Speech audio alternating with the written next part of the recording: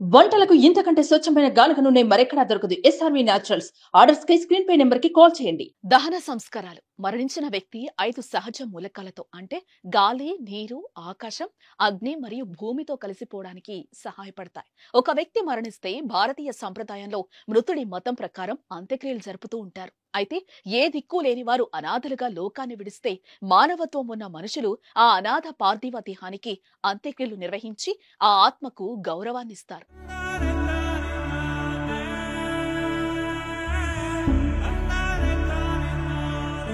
అయితే ఇప్పుడు చెప్పుకోబోయే ఈ అమ్మ అలాంటి అనాథల పాలిట కొడుకే తలకొరివి పెడుతూ వాళ్ళ ఆత్మ శాంతించేలా చేస్తున్నారు.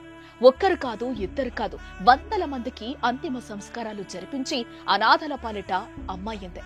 అంతేకాదు, చిల్డ్రన్ హోమ్, ఓల్డేజ్ హోమ్ పెట్టి వేలాది మందికి నిత్యం సేవలు చేస్తున్నారు.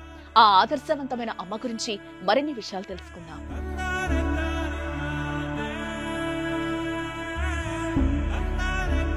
కృష్ణా జిల్లా గన్నవరానికి చెందిన కానూరి శేషుమాధవి పేద కుటుంబంలో పుట్టింది.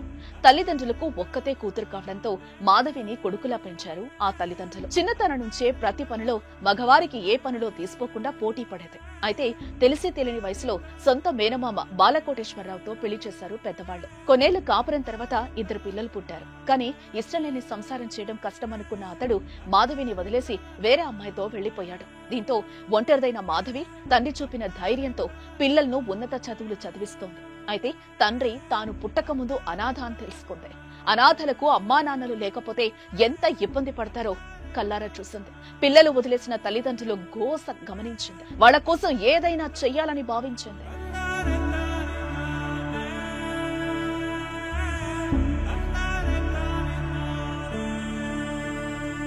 తండ్రి నుంచి వచ్చిన ఆస్తిలో కొంత అమ్మింది. భర్త తనని వద్దనుకున్నా అతడిపై ప్రేమతో అతని పేరు మీదే 2017వ సంవత్సరంలో BKR ఓల్డేజ్ హోమ్ తో పాటు చిల్డ్రన్ హోమ్ స్టార్ట్ చేసింది.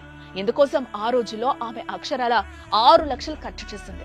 ప్రజాసేవలో తృప్తి పొందుతున్న సమయంలో మాధవి సేవాగుణం తెలుసుకున్న పలువురు దాతలు విరివిగా విరాళాలు ఇవ్వడం ప్రారంభించారు. దాంతో మరిన్ని సేవలు పెంచడం స్టార్ట్ చేసింది. ఈలోగా కరోనా మహమ్మారి ప్రపంచాన్ని కుదిపేసింది. ఆశ్రమంలో ఉన్న వారిని కాపాడుకోవడం ఒకవైపైతే, ఇళ్ల నుంచి బయటకు వెళ్లలేని ప్రజల బాధ ఎలా ఉందో అని తెలుసుకోవాలనే ఆరాటం మరోవైపు.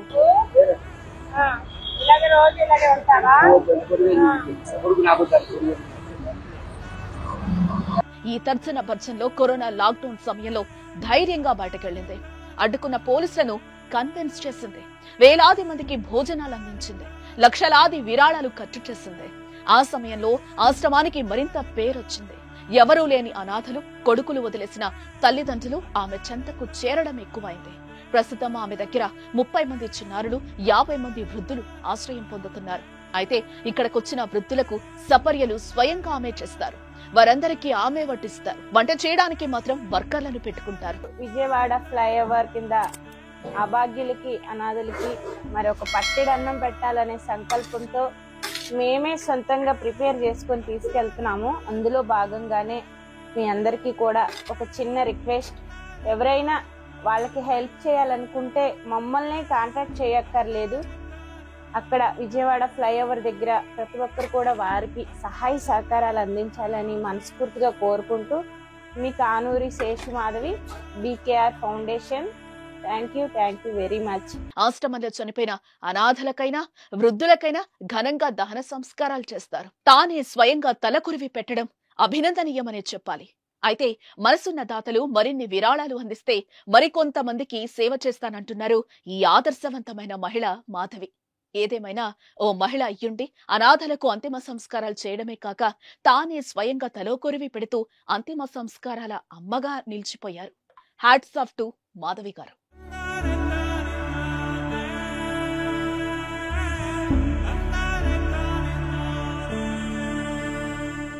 సుమన్ టీవీలో మీ పర్సనల్ అండ్ బిజినెస్ ప్రమోషన్స్ కోసం కింది నెంబర్కి కాంటాక్ట్ చేయండి.